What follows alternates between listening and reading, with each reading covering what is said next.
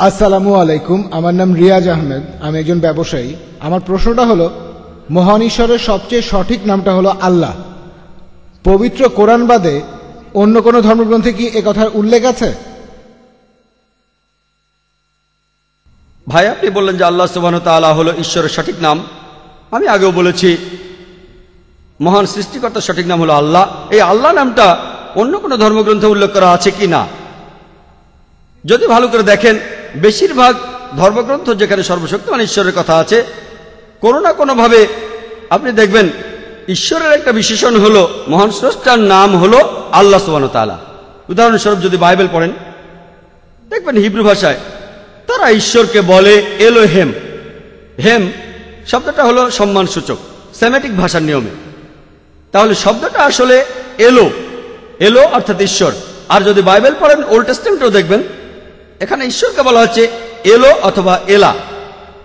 আর দেখবেন ইংরেজি বাইবেল সম্পাদনা করেছেন রেভারেন্ড স্করফিল্ড, তিনি এলার বানানটা লিখেছিলেন যে কোনো একটা, হয় ইএল বা ELAH অথবা ALAH।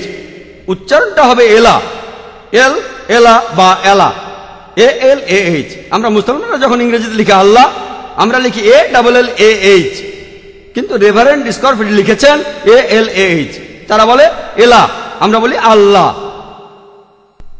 আমি যখন স্কুলে ছিলাম, আমরা শিখেছিলাম TO2 DO2 জিও।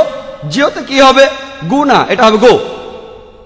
আমরা শিখেছিলাম B U T but, C U T cut, N U T nut, P U T putt না পুট। এটা আবার কোন ধরনের ভাষা? আপনি যদি বলেন বিউটি বুট না বাট। আর পরীক্ষায় পাশ করতে গেলে আমিও বলবো বিউটি বাট, জিও গু না, এটা হলো গো বলতে হবে, কারণ এটা তাদের ভাষা। একইভাবে আমরা জানি যে ঠিকভাবে উচ্চারণ করলে আমরা বলবো আল্লাহ। তারা বলে এলা, সমস্যা নেই, তবে সঠিক উচ্চারণ হলো আল্লাহ। পরে যখন রেভারেন্ড স্করফিল্ড বুঝতে পারলেন যে তিনি কি করেছেন, তিনি কোরআনের কাছাকাছি এসে গেছেন, হতে পারে লোকজন আপত্তি জানাবে, এর পরের সংস্করণের কথাটা বাদ দেওয়া হলো, ALAH বাদ দেওয়া হলো। এখন আপনি স্করফিল্ডের ইংরেজি বাইবেল দেখবেন শুধু EL অথবা ELAH, ALAH বাদ দিয়েছে। কিন্তু এসবের পরেও তারপরেও আলহামদুলিল্লাহ, আল্লাহ সুবহানাহু ওয়া তাআলার দয়ায় প্রত্যেকটা বাইবেলে এখনো আল্লাহর নাম বাইবেলে আছে। কারণ বাইবেলের কথা অনুযায়ী যখন যীশু খ্রিস্টকে বাইবেল অনুযায়ী ক্রুশবিদ্ধ করা হয়েছিল, এটা বলা হয়েছে গসপেল অফ ম্যাথিউ 27 নম্বর অধ্যায় 46 অনুচ্ছেদে, এছাড়াও গসপেল অফ মার্কে 15 নম্বর অধ্যায় 34 অনুচ্ছেদে। তাকে যখন ক্রুশে ঝুলানো হলো, যিশু তখন বললেন এল্লাই এল্লাই লামা সাবাক্তানি, যার অর্থ হলো হে ঈশ্বর, কেন তুমি আমাকে ত্যাগ করলে। যদি খ্রিস্টানদের প্রশ্ন করেন যে এর মানে কি এল্লাই এল্লাই লামা সাবাক্তানি, এটা হিব্রু কোটেশন, কিন্তু এই কথাগুলো আছে, এমনকি ইংরেজি বাইবেলেও কথাগুলো আছে, তারপর অনুবাদ করা হয়েছে এল্লাই এল্লাই লামা সাবাক্তানি, হে ঈশ্বর তুমি কেন আমাকে ত্যাগ করলে। কিছু মানুষ বলে যে ঈশ্বরের নাম হলো জেহোবা। আমি তাদের প্রশ্ন করি যে এল্লাই এল্লাই লামা সাবাক্তানি, এটা আর জোভা জোভা কেন আমাকে ত্যাগ করলে কি এক? মোটেও না। তাহলে কি এমন জিসাস জিসাস তিনি শান্তিতে থাকুন কেন আমাকে ত্যাগ করলে? তারা বলবে না। হিব্রু আর আরবি ভাষা হলো একই ধরনের ভাষা। যদি এর অনুবাদ করেন এল্লাই এল্লাই লামা সাবাক্তানি আরবি ভাষায়, সেটা হবে আল্লাহ আল্লাহ লামা তারাক্তানি। এটা কি একই রকম? হ্যাঁ। কেন? একই ধরনের ভাষা।